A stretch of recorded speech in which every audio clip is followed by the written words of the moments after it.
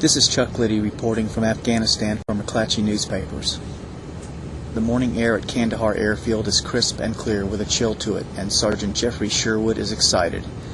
Not about the mission he's about to undertake, but about his new thermos. "Look at this thing," he says to anyone standing around who will listen. "It's guaranteed to keep stuff hot or cold for 24 hours. Today will be a good test for the thermos."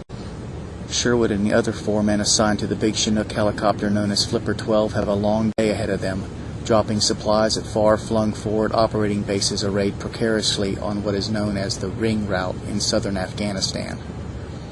Before they're finished, they'll have made 8 stops, dropping passengers, mail, water, and even Thanksgiving dinner at places with names like Nabarhaz, Shinke, and Detchopen, as well as military-sounding places like Eagle and Wolverine. Helicopters like Flipper 12 are how such supplies are delivered. The roads here are too dangerous, or just plain non-existent, for trucks.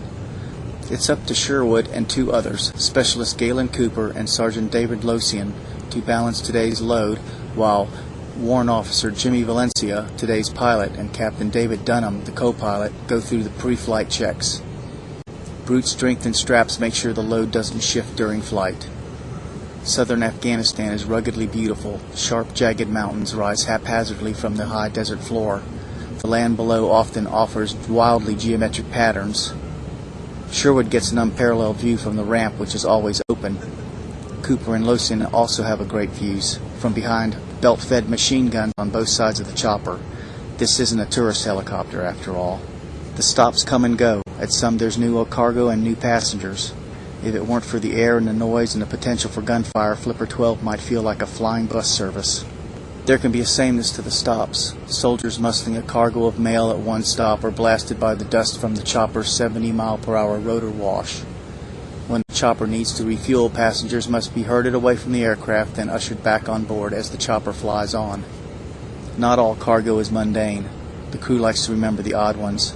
A flight for a rescued bomb-sniffing dog.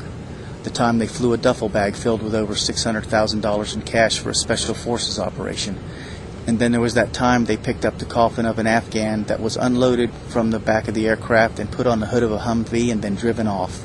Today there's one load that won't fit inside the helicopter.